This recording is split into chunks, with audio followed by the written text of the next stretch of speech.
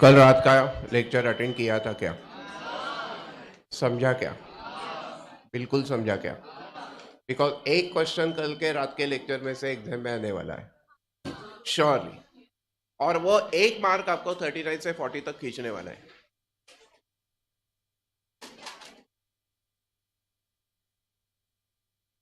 दो अटेम्प्ट की टोटल क्या?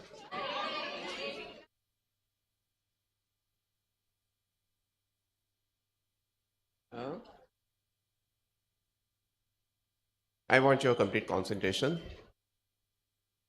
Look at me. A good chapter to give you 5 to 6 marks. Easy chapter to score the marks.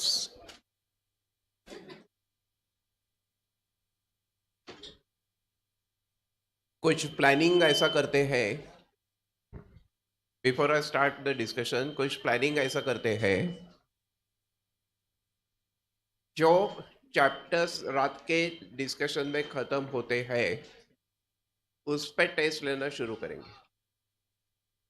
अभी आज हम क्या करेंगे, वो स्कैनर का डिस्कशन करेंगे. अभी स्कैनर का डिस्कशन करते समय थोड़ा सा मैं आपको ज्यादा काम करने को बोलने वाला हूं. मतलब सब कुछ मैं बोलूंगा, आप सुनेंगे, तो ये वन वे अफेयर से कुछ होने वाला नहीं है. वन वे अफेयर से कुछ निकलता भी नहीं है. आग दोनों बाजू लगनी चाहिए.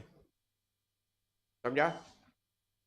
तो एक बार ये खत्म हो जाएगा तो everybody, I am telling you the way to पास.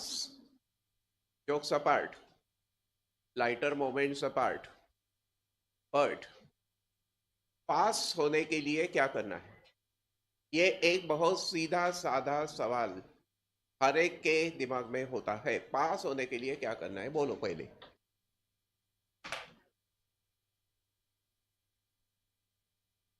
पास होने के लिए जो मैं कहूंगा आप वो करेंगे. समझा? तो तुम क्या करेंगे, टाइम वैल्यू का चैप्टर पूरी तरीके से तैयार करो. जो जो प्रॉब्लम्स हमने लिए हैं वो वापिस एक बार करो. कैलकुलेशन का स्पीड बढ़ाने की कोशिश करो. ऐसा एज्यूम करो कि हमें सिलेबस में सिर्फ एक ही चैप्टर है, टाइम वैल्यू ऑफ मनी, और फिर एक ही चैप्टर को एग्जाम के लिए प्रिपेयर करना है, ऐसा समझ के इस चैप्टर को पूरी तरीके से खत्म करो. इस तरीके से हम will go chapter by chapter, and then we will ensure minimum 70 marks preparation will be very strong and solid. तो फेल होना नामुमकिन जब होगा तो आगे स्कोर करना भी मुमकिन होगा. समझा? तो we are going to set the sequence like this. एक बार आपको टाइम वैल्यू ऑफ मनी का डिस्कशन पूरा हो जाएगा, सब क्वेश्चंस का सॉल्यूशन स्कैनर का, we will start holding the test. We will hold the test till everybody gets a confidence, one who is preparing. जो प्रिपेयर नहीं करेंगे उन्हें 100% कॉन्फिडेंस होगा कि वो फेल होने वाले हैं, लेकिन जो प्रिपेयर करेंगे उनको 70-80% कॉन्फिडेंस होना चाहिए कि वो पास होने वाले हैं. तब हम चैप्टर बदलेंगे, फिर दूसरा चैप्टर लेंगे, फिर दूसरे चैप्टर पे 3-4 टेस्ट ऐसे होने के बाद अगली जो टेस्ट होगी वो पहला और दूसरा दोनों चैप्टर को मिक्स करके लेंगे. ऐसा कुछ प्लानिंग करते हैं. मैं आपके साथ हूं, आपको जवाब देना है कि क्या आप मेरे साथ हो. तो हम साथ साथ करेंगे पढ़ाई. Look at me. We are going to start with this easy chapter. Why I have taken this chapter early? Because then this can give you very sure marks without any complication. Look, MCQ form में revision लेना है. Two variables are said to be correlated. यहां पहला MCQ लिखो. The two variables are said to be correlated. the two variables are said to be correlated. Are said to be correlated if, हाँ अभी जरा मेरे तरफ देखो. Do you agree? As rain changes, crop changes. Do you agree? As price changes, demand changes. So price and demand, rain and crop, income and expenditure, they change together. But runs scored by Indian cricket team जैसे बदलता है वैसे आपके marks बदलने वाले हैं क्या? So they don't change together. So the variables are said to be correlated if they change together. If they change together. और ये क्वाइट ऑब्वियस है ना. अगर आप कोरिलेटेड आप में कोई रिलेशन है बन चुका है तो ही तुम एक साथ चेंज करेंगे ना. नहीं तो कैसे चेंज करें? फिर अलग अलग चेंज करें. है रिलेशन तो फिर काय प्रॉब्लेम नाही बर का. So the variables are said to be correlated if they change together means what? Change in one causes the change in other. Cause and effect. Change in one is a cause. Causes change in other. That is the effect. Rain बदलता है तो crop बदलता है. शादी के मंडप में वधू अपनी साड़ी सारखी बदलती है हर 5 मिनट के बाद. तो शुरू में जो वर होता है वो भी ड्रेस बदलता है. वो उसको मैचिंग करना पड़ता है ना उसे फोटो के लिए. बाद में 2-3 बार वो बदलता है. फिर उसको वो बोर हो जाता है. फिर वो बोलता है अभी तो आता अभी रात्रि की गाड़ी नहीं है कहीं बदलेंगे नहीं. मी काय ड्रेस काढणार नाही.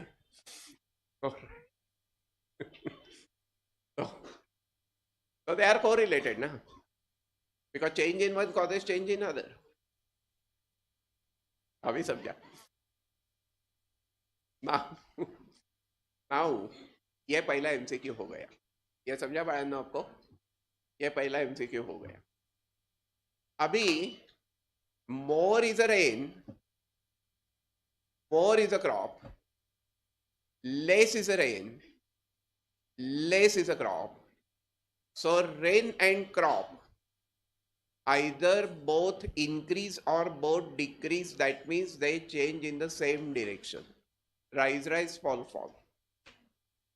When they change in the same direction, that correlation is the positive correlation or direct correlation. MCQ number 2. वो यहाँ है लेकिन फिर भी वापस लिखो. The variables are said to be directly or positively correlated. Directly or positively correlated. If they change in the same direction, means rise, rise, fall, fall. शादी के पहले तू जो कहेगी वो मैं करूंगा. They change, they do the same thing. शादी के 2 साल बाद जो तू कहेगी वो मैं बिल्कुल नहीं करूंगा. ये अपोजिट डिरेक्शन हो. समझा ना? असं असतं ते काय. शादी के पहले वो बोलता है कि तेरे लिए मैं चांद तारे तोड़ के लाऊंगा. शादी के बाद बटाटे भी नहीं लाता है.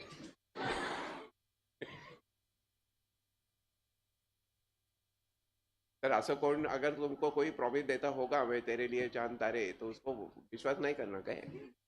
तर वो बटाटे कांदे भी नहीं लाएगा.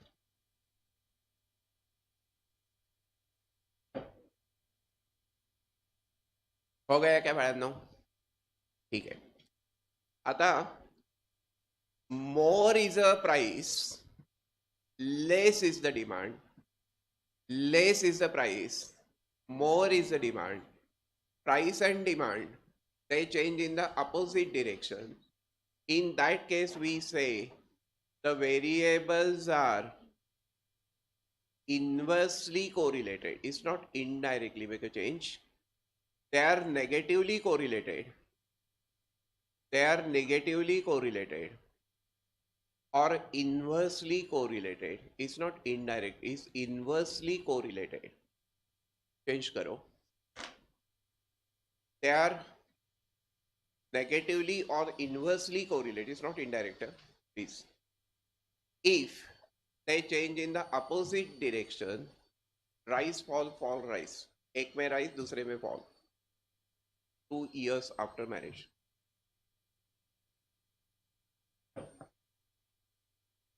याचं तोंड तिकडे तिचं तोंड ऑपोजिटला. That's negative correlation. समझा?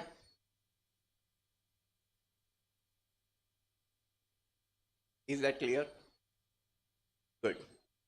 अभी ऐसे कुछ एग्जाम्पल्स एमसीक्यू के लिए आ सकते हैं. तो अभी तक हमने 2 एमसीक्यू को स्टडी किया है. थेरी है, थेरी सिंपल होती है. Theory means you just have to know they change together, rise rise fall fall positive direct, fall rise fall opposite direction, that means inverse और नेगेटिव. अभी तीसरा एग्जाम्पल, तीसरा MCQ will be in form of this example. आपको type identify करना पड़ेगा. Tell me rain and crop.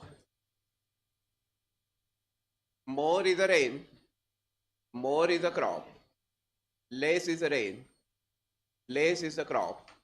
So that is the positive or direct correlation. ये choice में होगा. Positively correlated, negatively correlated, uncorrelated cannot be concluded. समझा? ये ऐसे 4 choices हो सकते हैं. तो यहाँ क्या हो गया? Positive. Price and supply. Price and supply. Price जितना ज़्यादा होता है उतना वो मैन्युफैक्चरर ज़्यादा उस मार्केट में सप्लाई करेगा. जहाँ प्राइस ज़्यादा मिलती है वहाँ सप्लाई ज़्यादा करेगा ना मैन्युफैक्चरर. और less is the price, less is the supply. So that is also the positive or direct correlation. That is positive or direct correlation. Temperature and the sale of ice cream. टे का temperature जितना ज़्यादा होता है उतना cell of ice cream भी तो बढ़ेगा. समझा ना?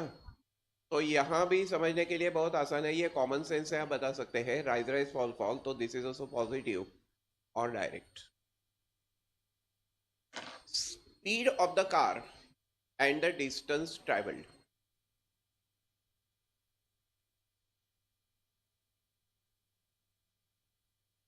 हे तुला डोका है का? Speed of the car and the distance travelled. जितना ज़्यादा स्पीड होगा उतना ज़्यादा डिस्टेंस जाएंगे. हाँ, लेकिन यहाँ एक एजम्पशन है.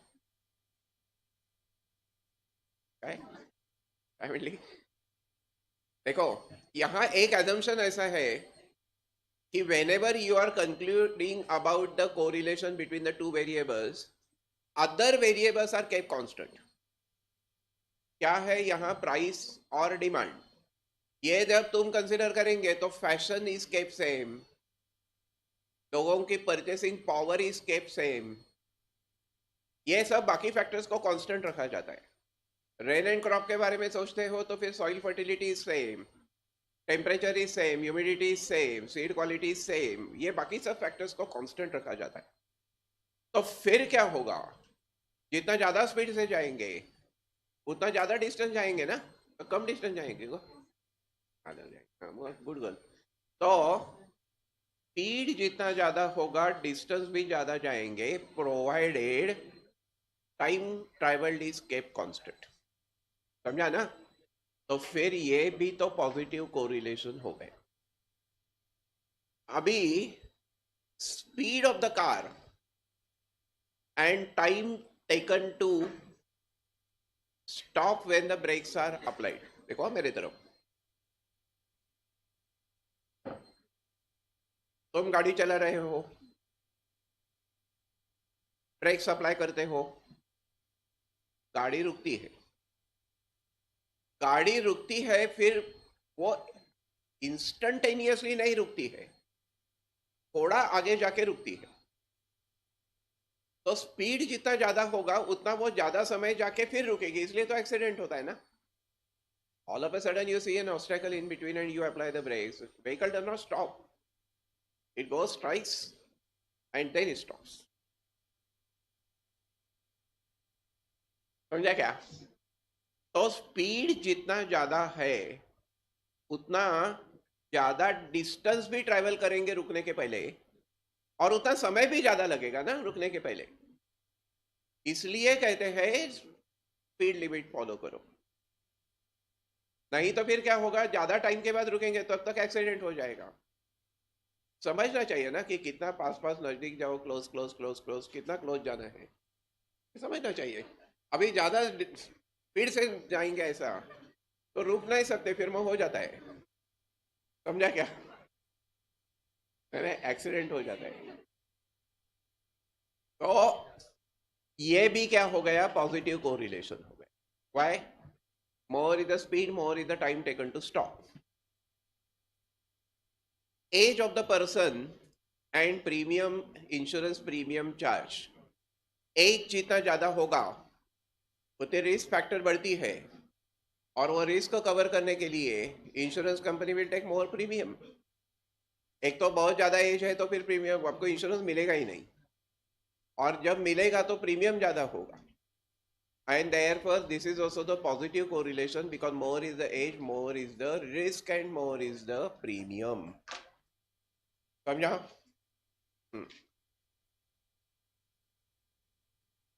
अभी देखो मेरे तरफ, प्राइस एंड डिमांड क्या कहेंगे? मोर is the price, less is the demand, less is the price, more is the demand. सुटली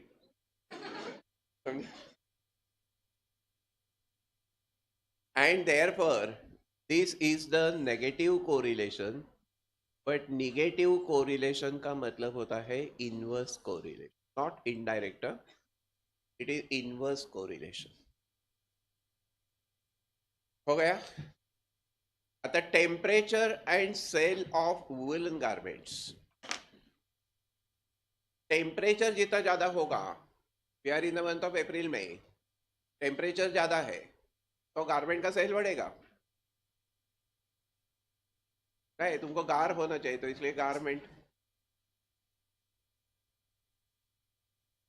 तो वूलन गारमेंट का सेल कम होगा, and therefore more is the day temperature, less is the sale of woollen garment.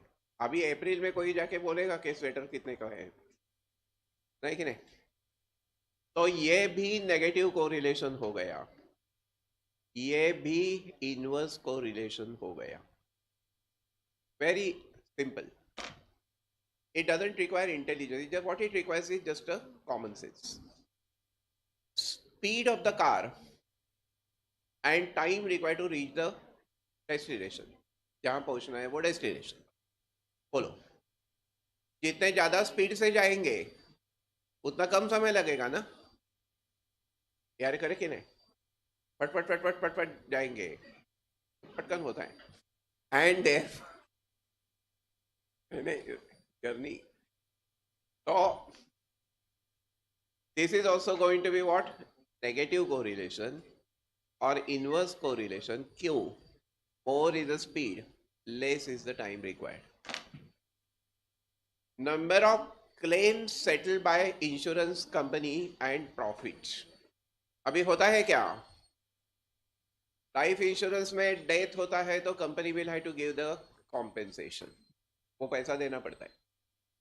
General insurance जैसे vehicle insurance है, suppose fire insurance है, mediclaim है, तो जितना समझो एक्सीडेंट हो गया, वो गाड़ी का नुकसान हो गया, तो उसका जितना भी रिपेयर्स और मेंटेनेंस का खर्चा आता है वो सब कंपनी देगी। That is called claim settlement. अभी जितने क्लेम कंपनी ज्यादा सेटल करेगी उतना कंपनी का प्रॉफिट बढ़ेगा या कम होगा? प्रॉफिट बढ़ेगा या कम होगा? हाँ, कम होगा। क्यों कम? कैसे होगा कम? क्यों होगा? देना पड़ेगा। क्या देना पड़ेगा? पैसा देना पड़ेगा। हाँ, तो जितना क्लेम ज्यादा सेटल करेंगे उतना कंपनी ज्यादा पैसा देगी ना अपने क्लाइंट को, तो इसलिए उसका प्रॉफिट भी कम होगा। लेकिन यहाँ भी एक एजम्पशन क्या है, बाकी फैक्टर्स ऑल केप्ट कांस्टेंट। समझा? अगर प्रीमियम बहुत लिया ज़्यादा तो फिर प्रॉफिट में कोई फर्क नहीं आएगा. But other factors kept constant. This is negative correlation or this is inverse correlation. समझा क्या बात? अभी मेरे सवालों का जवाब दो. What would you say about speed of the car, speed and distance traveled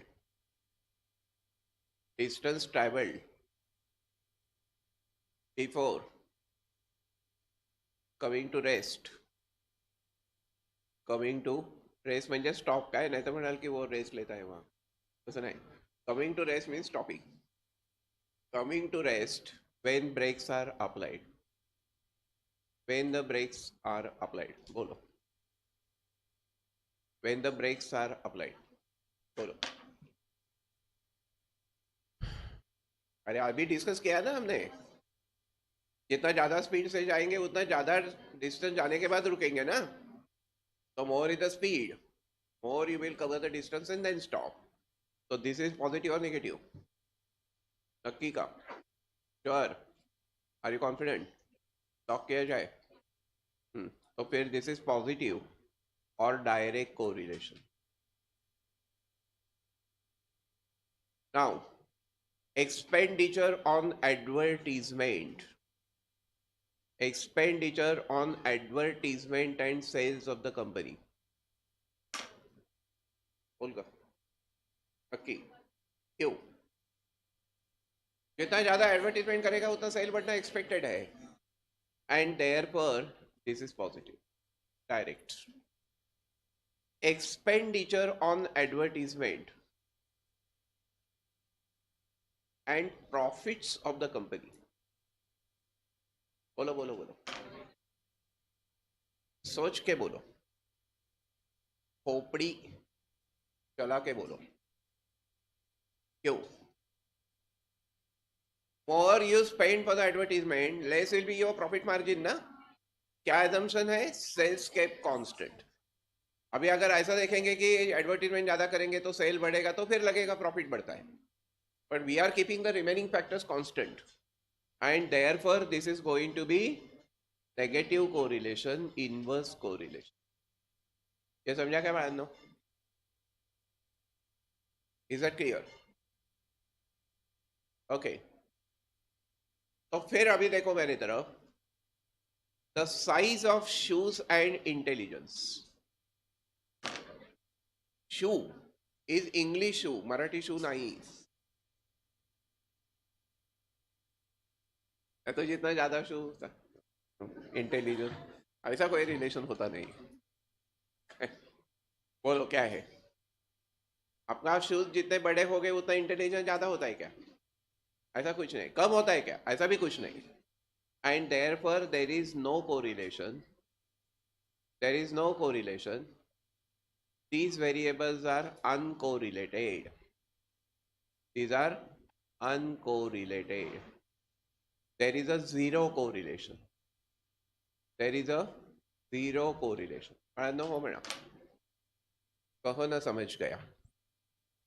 समझा है क्या आपको?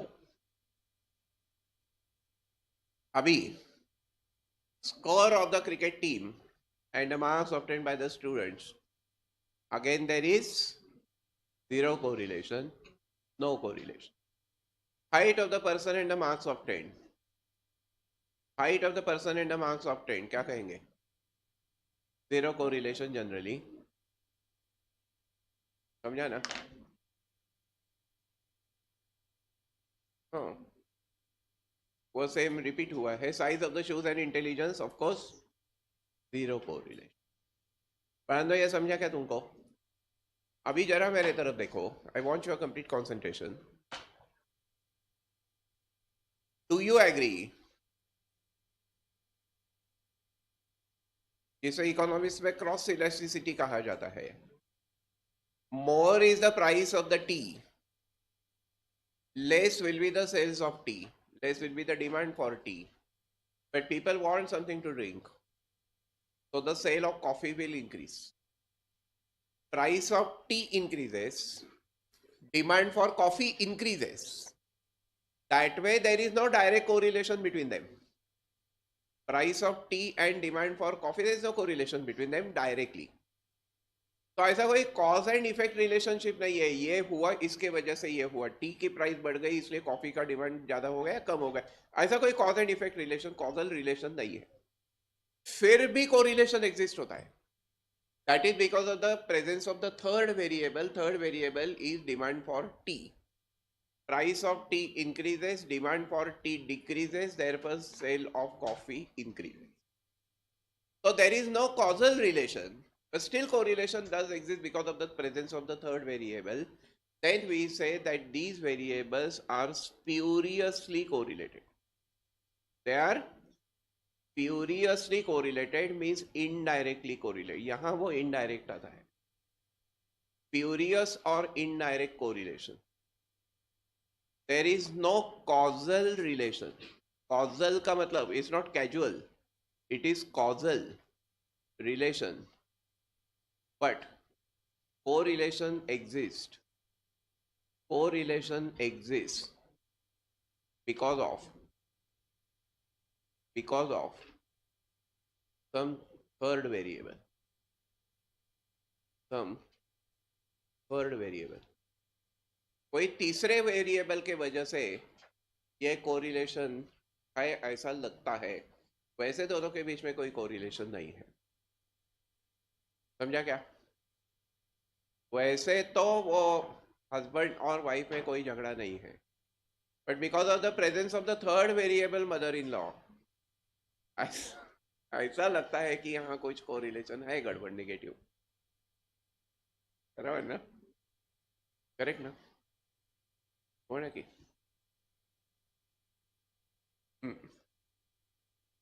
आहे आहे आहे तुला. Okay, so look at me, I want your attention. ये समझा क्या? स्पीरियस कोरिलेशन और एक एमसीक्यू हो गया है. तो this is MCQ number 4. Tell me what was the first MCQ. When are the variables correlated? Then when are they positively correlated, when are they negatively correlated? This is second. I mean, positively correlated is the second, negatively correlated is the third, example is the fourth. ऐसा अगर कहेंगे तो फिर ये हो गया fifth. समझा? हाँ. अभी जरा मेरे तरफ देखो. समझो X is income of husband. X is income of husband and Y is the expenditure of his wife. Expenditure of his wife. आता क्या होता है कि expenditure of wife increases. So expenditure of wife increases, it rises, it changes. Possibility ये है कि जितना भी एक्सपेंडिचर ये वाइफ का बदला है, it is all 100% is because of her husband. It is because of her husband. समझा क्या तुमको? It is 100% because of her husband and there is nobody else. There is 0% else, बाकी कोई नहीं. अगर ऐसा होगा तो तुम क्या कहेंगे? तो तुम कहेंगे wife depend only on her husband, तीसरा कोई नहीं है बीच में. समझा? That means wife perfectly depends on her husband. अभी पॉसिबिलिटी ये भी है, वाइफ का जितना एक्सपेंडिचर बदला है उसमें का 90% बिकॉज ऑफ हर हस्बैंड. समझा क्या? और 10% कोई तो है वहां. तो कौन होता है ये पता नहीं होता है, पर है 10% उसके वजह से बदला है. समझा क्या? लेकिन अभी इसका मतलब क्या हो गया कि 90% is because of husband, her husband ना. तो हस्बैंड स्ट्रांग है, दूसरा कोई तो है लेकिन वो वीक है, सिर्फ 10% ही बदल हो रहा है. समझा क्या?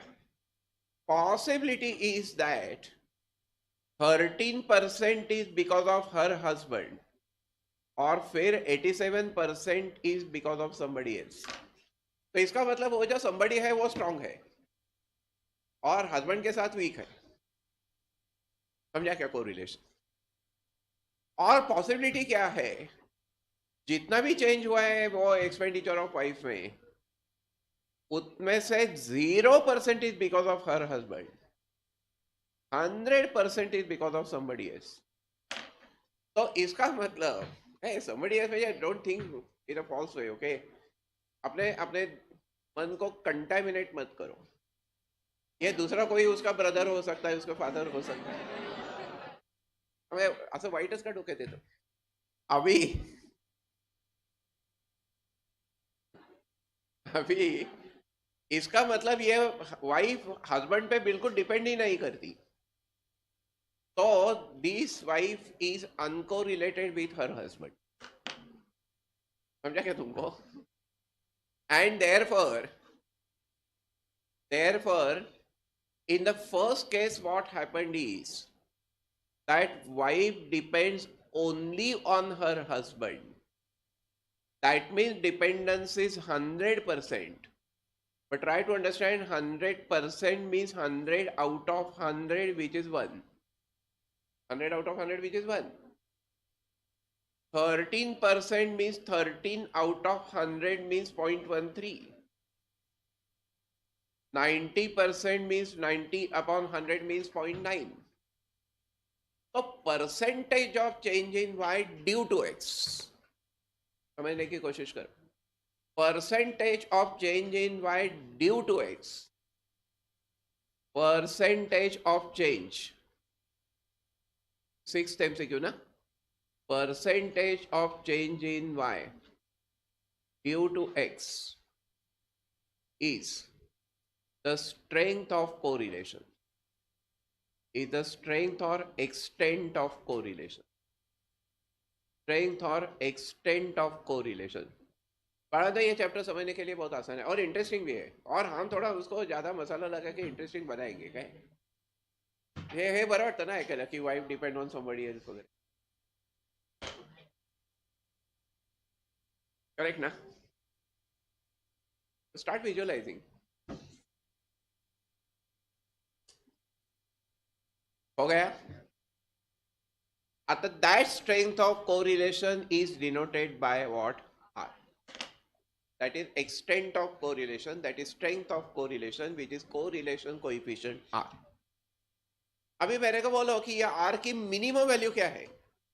What is the minimum dependence of Y on X? नहीं, क्रॉप में जो चेंज हुआ है उसमें से मिनिमम कितना परसेंट रेन की वजह से हो सकता है? 0%. बाकी सब बाकी फैक्टर्स है ना, टेम्परेचर है, ह्यूमिडिटी है, सॉइल फर्टिलिटी है. समझा ना? तो ये मिनिमम होगा 0, मतलब 0%, मतलब 0 आउट ऑफ 100. और मैक्सिमम कितना हो सकता है? 100%. कुछ भी जो चीज होती है वो 100% के ऊपर नहीं हो. आपके पास 100% के ऊपर हो सकते हैं क्या? हो सकते हैं क्या? मास can mass be more than 100%? कसम, मेरे मार्क्स, मेरे marks, see, my percentage of marks in my 12th standard in science stream is from science. My percentage was 106.3%. But that 106.3% is a false score. My marks were only 99.3%. 5% extra I got because I had electronics as the technical subject. 1% I got because I was the chess champion, state champion of chess. And 1% I got because I was acting in the professional dramas. तो ये 60% ज्यादा मिल गया, इसके वजह से वो 106.3% बन गए. लेकिन मार्क्स वेर ओनली 99.3.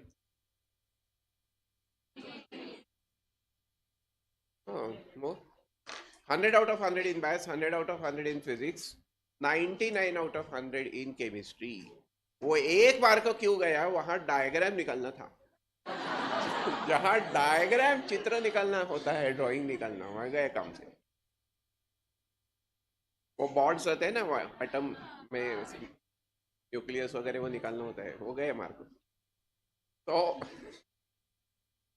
वो जाने दो, लेकिन मैक्सिमम परसेंटेज इज व्हाट 100%. अभी 100% means 100 out of 100 means what 1. समझा ना? 100 out of 100 is what? 1. So minimum is 0, maximum is 1. लेकिन correlation may be positive, rise rise fall fall. So when it is positive, it will go from 0 to +1. और correlation may be negative ना? Negative है मतलब rise fall fall rise.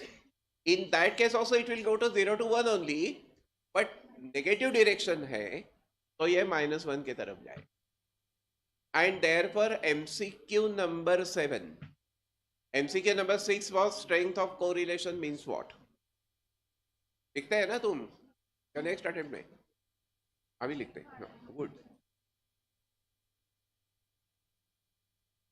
Anyway, तो MCQ number 7, MCQ number 7, -1 is less than or equal to R is less than or equal to 1. Probability lies between 0 and 1. अब थोड़ा experience है, तुमको पता है ये. और correlation coefficient lies between -1 and +1.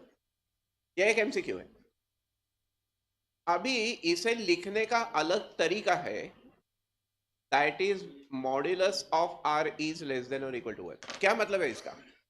वो पॉजिटिव होगा निगेटिव होगा, लेकिन मॉड्यूलस जब लेते हैं मतलब मैग्नीट्यूड ना, मैग्नीट्यूड में पॉजिटिव निगेटिव होता नहीं है. तो वो जो मैग्नीट्यूड है वो 1 से लेस देन और इक्वल टू 1 है, मतलब 1 या 1 से लेस है. यार समझा क्या तुमको? पॉजिटिव मतलब rise rise fall fall, negative मतलब राइज फॉल फॉल राइज. ये डायरेक्शन हो गया ना चेंज का, लेकिन मैग्नीट्यूड मैक्सिमम 1 ही होगा. तो modulus of R means magnitude of R is less than or equal to 1. This is the style of writing. So maybe choice can be given in this form. MCQs we will solve. रात के lecture का फायदा होता है क्या? तुम attend करते हैं क्या? बेसिकली एक भी लेक्चर मिस मत करो. This is my personal request till I 10. जब 70 मार्क्स का होगा मैं आपको अपने आप on my own I will give you choice. Scoring करना है तो अटेंड करो, नहीं करना है तो सो जाओ. समझा? आई विल गिव, बट अभी आपके पास कोई अल्टरनेटिव नहीं है, ये करना ही पड़ेगा. और वैसे भी मैं अभी अकेला हूं तो मेरे पास टाइम ही टाइम है. क्या 11 ही क्यों 12 1 क्या कोई लिमिट ही नहीं है. अभी मेरे को डांटने वाली कोई नहीं है ना. 1 महीना कर लगा. हाँ अभी काय दुसरे स्टेप नहीं पाहिजे. अभी देखो मेरे तरफ. 8वां, if R is +1 then it is called perfect positive correlation. Then it is perfect positive correlation. क्या मतलब है इसका? परफेक्ट पॉजिटिव कोरिलेशन का मतलब क्या है? मतलब 100% of rise in Y is due to rise in X or fall in Y due to fall in X. समझा? जो भी राइज हुआ है Y में वो सबका सब X के वजह से हुआ है, X के राइज के वजह से हुआ है. That is +1. If R is -1 then it is a perfect negative correlation. Then it is a perfect negative correlation. Means what? 100% of rise in Y is due to fall in X or fall in Y with rise in X. fall के साथ क्या होता है? fall के साथ pico भी होता है ना. बायको साडी देते आणि म्हणते फॉल नुसतं लावायला सांगते, पिको पण करून आणा म्हणते. बरोबर ना? हो गया क्या? अभी 10 पॉइंट की तरफ देखो. बेसिकली ये परफेक्ट R इज +1 और -1, प्लस और -1, इसका मतलब है perfect correlation. And what is the meaning of perfect correlation? Perfect correlation is means Y depends only on X. and there is no other factor. There is no other factor. कोई other factor नहीं है. Y depends only on X. Crop depends only on rain. समझा? कौन ना समझ गया? ये सब छोटे छोटे पिल्लू पिल्लू MCQs है. Is that clear? Good. अभी फिर जरा मेरे तरफ देखो. यहाँ सब कुछ लिखा है वैसे, फिर भी लिखो परत. R is plus 100% of rise in Y due to rise in X, fall in Y due to, सब कुछ लिखा है, लेकिन तुम तुम्हारे हाथ से करो. अभी look at me. Imagine X is literacy, percentage of literates in the society. Y is criminality, percentage of criminals in the society. Criminality. ऐसे दो कोई भी वेरिएबल्स है. I had to determine what is the type. Now type may be positive. Type is positive मतलब क्या? More is a literacy, more is a criminality. ऐसा हम expect नहीं करते जनरली कॉमन सेंस से. लिटरेसी बढ़ती है तो क्रिमिनलिटी कम होना चाहिए, पर picture outside is other way around. More is the literacy, people know how to escape from the offenses. So sometimes number of criminals increases with literacy. We don't know, we are not sure. हमें वो verify करना है, हमें वो check करना है. दूसरा एक रीजन ये हो सकता है लिटरेसी बढ़ गई लेकिन एम्प्लॉयबिलिटी नहीं है. आप बीकॉम हो गए, बी हो गए, अभी बी को भी एम्प्लॉयबिलिटी नहीं है, क्योंकि ऐसे वो सिलेबस में जो पढ़ाया जाता है वो इंडस्ट्री में लगता नहीं है, और जो इंडस्ट्री में लगता है वो कॉलेज में पढ़ाते नहीं है.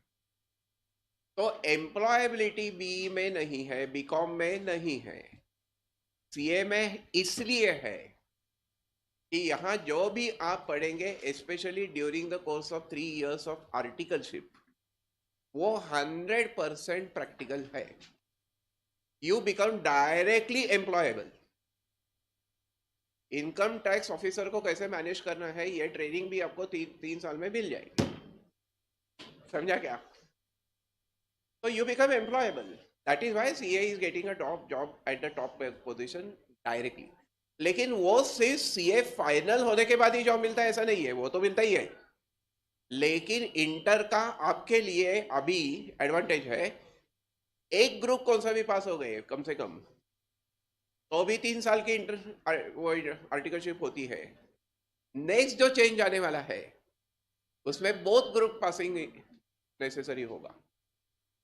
अभी आपके लिए यू आर फॉर्चुनेट, तो अभी पास होना ज्यादा आपके लिए अच्छा होगा, क्योंकि एक ग्रुप इंटर का क्लियर हो गया, 3 साल की आर्टिकलशिप, लाइफ बन गया, लाइफ सेट हो गया, क्योंकि उसके बाद आपको सर्टिफिकेट मिलता है अकाउंटिंग टेक्नीशियन, और उसकी salary just 20% will be less than what a full-fledged chartered accountant gets. Last year I told you in the class, those were persistent company जो है उसकी जो CFO है वो मेरी स्टूडेंट है गौरी राव. तो गौरी ने मेरे को फोन किया, सर हमें 39 ऐसे चाहिए पूरे कंपनी में, देश में डिफरेंट डिपार्टमेंट्स है वहाँ, 39 चाहिए कि जो आर्टिकलशिप किया है, इंटरमीडिएट हो गया है, आर्टिकलशिप पूरी हो गई, बट फाइनल नहीं हुए. मैंने बोला गौरी ये क्या है, फाइनल नहीं हुए क्या? तो काय है सर, म्हटलं काय म्हणले फुल फ्लेज सीए जो आता है वो जॉब बदलता है 1-2 साल में. जो सीए नहीं है वो यहाँ लॉन्ग टर्म के लिए रहता है. इंटेलिजेंस दोनों का सेम ही होता है, एक पास हो गया एक पास नहीं हो गया. अभी क्या ये तो कोइंसिडेंस का मामला भी हो सकता है ना, ये थोड़ा सा फॉर्चून का मामला भी हो सकता है. आर्टिकलशिप करते करते तुम्हारी शादी तय हो गई, और शादी हो भी गई, और नहीं चाहिए था पर बच्चा हो ही गया, तो अभी फाइनल का अभ्यास करने पढ़ाई करने के लिए टाइम ही नहीं है, तो फेल हो गए। समझा ना? इसका मतलब तुम्हारा इंटेलिजेंस जो पास हुआ है उससे कम नहीं है। तो company gives the training of 2-3 months and you become a permanent staff, long term staff of that company. तो गौरी ने कहा हाँ हमें ऐसे चाहिए कि जो फाइनल नहीं हुए बट आर्टिकलशिप हुई। मैंने बोला सैलरी गौरी कितनी दे मिलती है? So they used to offer the salary of 1 lakh rupees to the full-fledged chartered accountant. She was ready to give 75,000 to the deserving student who is accounting technician. ऐसा कितना फर्क है ना, 20-25% से ही फर्क। समझा? तो आपके लिए इंपॉर्टेंट ये होगा, फाउंडेशन क्लियर करो, इंटर का एक ग्रुप क्लियर करो, आर्टिकलशिप पूरी करो, फायनल नाही हुआ तो भी चलेगा। तर वाटत नाही तुमच्याकडे बघून होईल।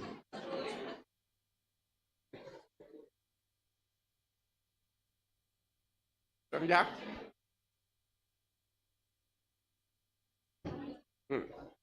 और फिर लुक एट मी,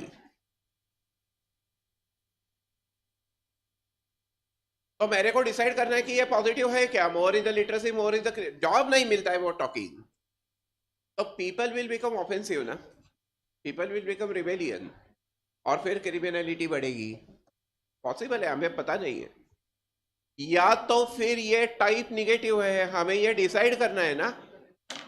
नेगेटिव का मतलब what we expect, more is the literacy less is the criminal, so we have to determine what is the type and we have to determine what is the strength, कितना percent change हुआ है Y में because of x, और बाकी सब other factors की वजह से।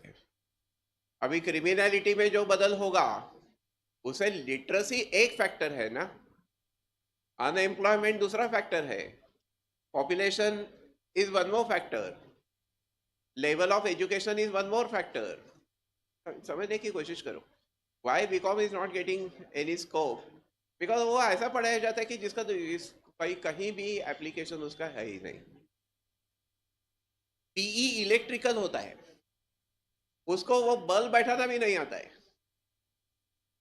But a small electrician technician does that work, so he is more employable than the BE electrical। समझा क्या आपको? ये बहुत पढ़ता है मगअप करके एग्जाम देता है, पास होता है, पर उसको कुछ आता, प्रैक्टिकली कुछ आता नहीं, तो लोग बोलेंगे इसका क्या करना है, हमें चाहिए लाइट गए क्यों गए देखो। समझा क्या? ये नहीं समझता है वो भी इलेक्ट्रिकल को। अभी इसलिए लड़का ढूंढेंगे तो BE ऐसा मत कहो, तो क्या आता है वो देखो। समझा क्या? एक एडवाइस म्हणजे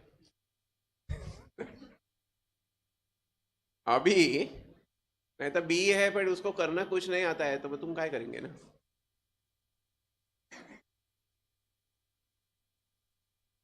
तो जाने दो।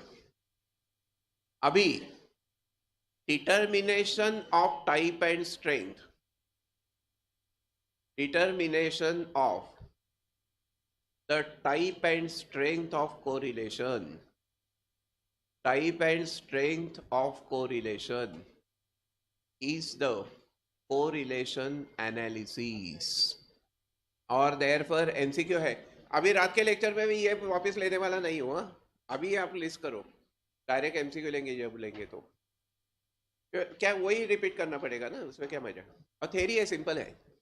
तो MCQ is the correlation analysis aims at, the correlation analysis aims at determination of type मतलब nature, type मतलब nature, and extent मतलब strength, extent of correlation, determination of type and strength of correlation is the correlation analysis। वो sentence यहाँ पर print किया है, correlation analysis aims at determination of type and strength of correlation between the two variables। बाळांनो ये समझा तुमको? हो म्हणा की correlation analysis aims at what? Type and strength of extent and nature of correlation। अभी मेरे तरफ देखो, समझो x is what, x is rain, y is crop. देखो मेरे तरफ, हमें ये डिसाइड करना है कि ये दोनों के बीच में कोरिलेशन है क्या, और है तो पॉजिटिव है या निगेटिव है, और फिर उसका स्ट्रेंथ क्या है, क्या एक्सटेंट क्या है, ये हमें डिटरमिन करना है। तो अभी हम ऐसे कॉमन सेंस से तो कुछ बोलेंगे नहीं ना, science does not consider your intuition. मुझे ऐसा लगता है देयरफॉर ही ऐसा ही, ऐसा नहीं एक्सेप्ट किया जाता, वो तुमको प्रूव करके दिखाना पड़ेगा। सिर्फ तुम बॉय है ऐसा बोल के नहीं, प्रूव करो तुम बॉय है, क्या किया है आपने, समझा क्या? तो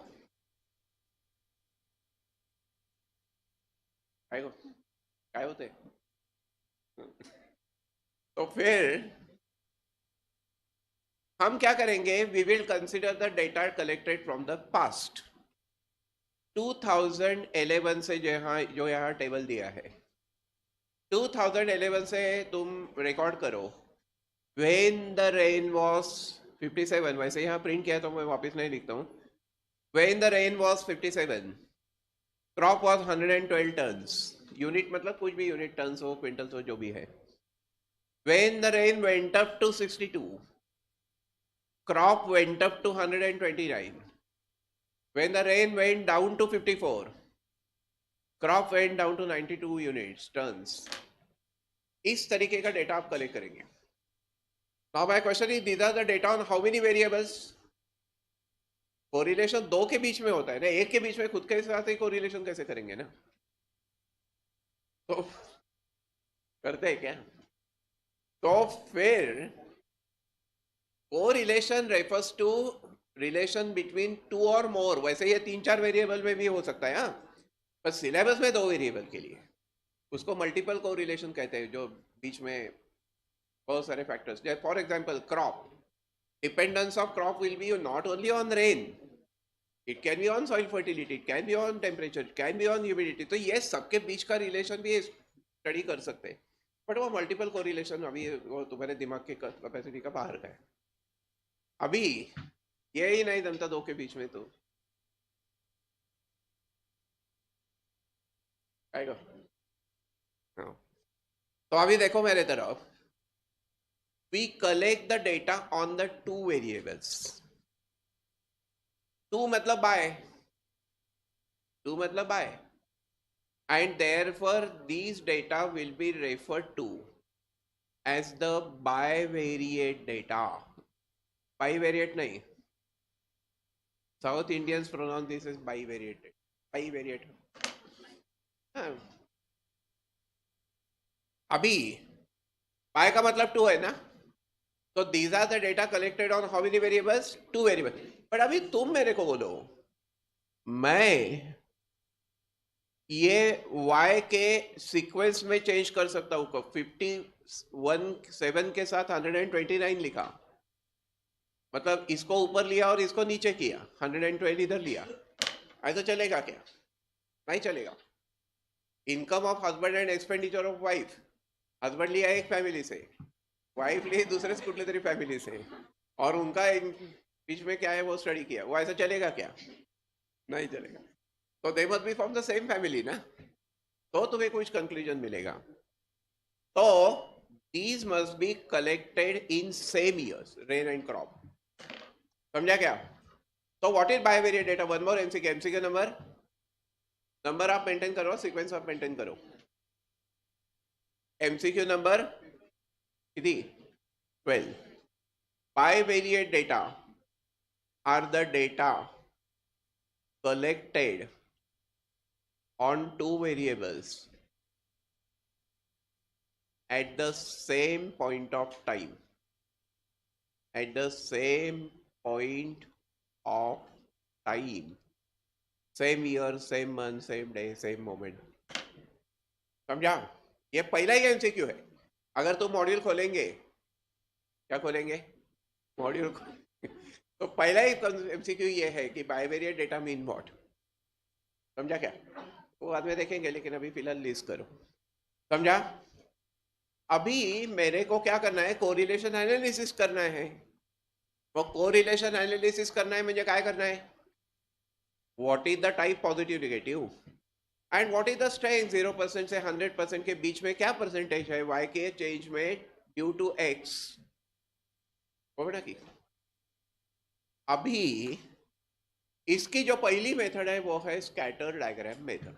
सब थेरोटिकल है, इसमें कोई प्रॉब्लम नहीं है, कोई फॉर्मूला नहीं है अभी तक के डिस्कशन में, तो आसान है और कॉमन सेंस से भी हो सकता है ना। देखो अभी मेरे तरफ, व्हाट विल आई डू, एक मिनट मेरे तरफ देखो, what will I do, I will plot coordinate system. Coordinate system का मतलब X axis and Y axis. Take x on x axis, y on y axis. When rain is 57, crop is what, 112, so that point is going to be here. बरोबर ना? टिकली लावल्यासारखं वाटतं की नाही कपाळावर? तो ये पॉइंट है। When the rain is 62, crop is 129, that point could be here. And when rain is just 54 comes down, crop also comes down to what, 92, so that point may be plotted to be here. ये जो plot है इसे कहते हैं scatter diagram. तो what is scatter diagram? MCQ number 13। So what is that? Scatter diagram is a plot of, यहां लिखा है देखो, लेकिन परत लिखो, scatter diagram is a plot of points on coordinate system. Plot of points on the coordinate system is the scatter diagram. सिर्फ plot करना है, कनेक्ट नहीं करना है। अभी तुम जरा मेरे तरफ देखो, मैंने प्लॉट किया और वो जो प्लॉटेड स्कैटर डायग्राम है वो कहीं इस तरीके से आती है ऐसा। तो इसका मतलब क्या हो गया, there is a rising pattern, there is an inclining pattern, growing pattern. तो इसका मतलब ये हो गया, इकडे बघा रे, इसका मतलब ये हो गया, small is x, always remember horizontal x होता है, पहले ही बताया तुमको। इधर से उधर तक जाएंगे तो क्या बदलेगा, एक्स बदलेगा, और इधर से ऊपर के फ्लोर पे जाएंगे तो क्या बदलेगा, वाई, हाइट बदलेगा, वाई। तो स्मॉल इज एक्स, छोटा सा ही है, then small is Y, height भी कम है, आड़वा भी कम है, ऊबा भी कम है। समझा क्या? और यहां क्या हो गया, बिग इज एक्स, आड़वा भी ज्यादा है, बिग इज वाई, ऊबा भी ज्यादा है। तो क्या हो गया, small is X, small is Y, big is X, big is Y, correlation positive हो गया। सो एमसीक्यू नंबर 14 है कि नहीं? Learning mathematics, to learn mathematics is a fun, okay? Only you should not consider that you are learning something, you are doing the studies, ऐसा मत समझो, enjoy करो उस प्रोसेस को, है ना, लर्निंग के प्रोसेस को। समझा? अभी देखो मेरे तरफ, so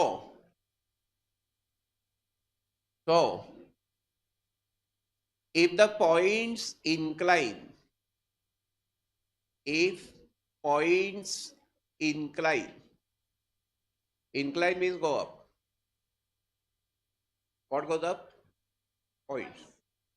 If the points यार काय कसं आहे तुम, if the points incline, कहां से कहां तक, इसके लिए मेरे तरफ देखो, यहां क्या हो रहा है, देखो मेरे तरफ, स्मॉल इज एक्स, तो ये एक्स लोअर है कि नहीं, यहां ये लोअर हाइट कम है कि नहीं, और ये टूवर्ड्स लेफ्ट है, तो इकडे है ना सब, तो इट इज लोअर लेफ्ट, और यहां है अपर राइट, ये डायरेक्शन इंपॉर्टेंट है।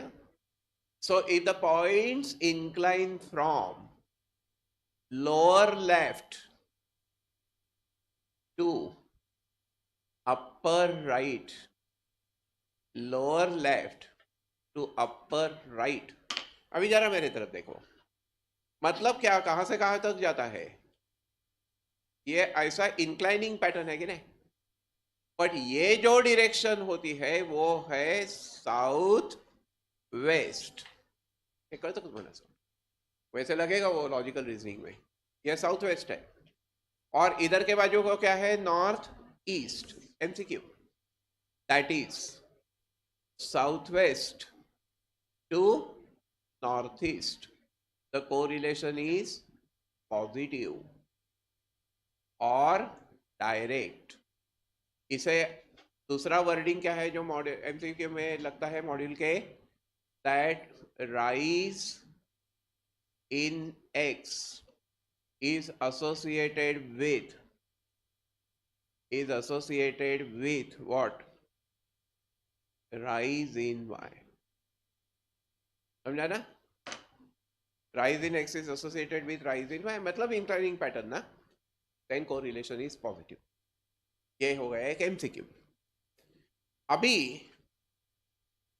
स्कैटर डायग्राम मैंने निकाला और वो इस तरीके से आ गया, this is the declining pattern ना, ऐसा ऐसा वह निकाला है, डिक्लाइनिंग पैटर्न है कि नहीं, तो इसका मतलब क्या हो गया, स्मॉल इज एक्स, अड़वा छोटा सा है, बिग इज वाई, और big is X, small is Y, है कि नहीं, small X big Y, big X small Y, तो कोरिलेशन क्या हो गया, लेकिन फिर ये डिक्लाइन होता है, तो कहां से कहां डिक्लाइन होता है, अपर लेफ्ट, लोअर खाली है, नीचे है ना वो राइट को। अभी डायरेक्शन के सेंस में क्या होगा, ये डायरेक्शन कौन सी होती है, ये क्या डायरेक्शन है, नॉर्थ वेस्ट, तो ये क्या है, साउथ ईस्ट। तो एमसीक्यू नंबर 14 कितना, 14 15 क्या है बोलो, 15 देखो, if the points decline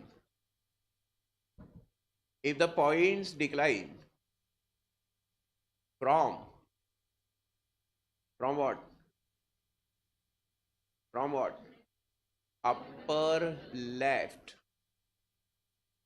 to lower right, that means what,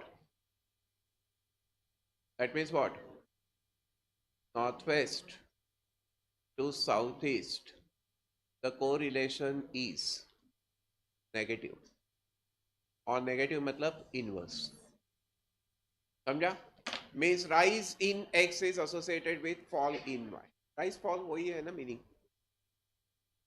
हे कळ्या का तुमको,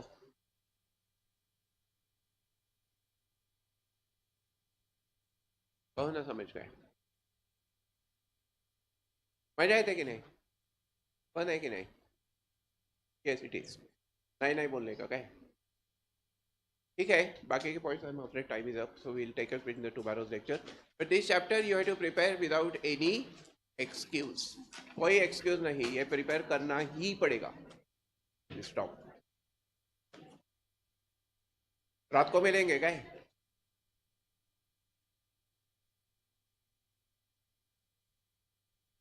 तू करते का रात्री लेक्चर अटेंड, रात्री तो लेक्चर अटेंड करते का, बरोबर,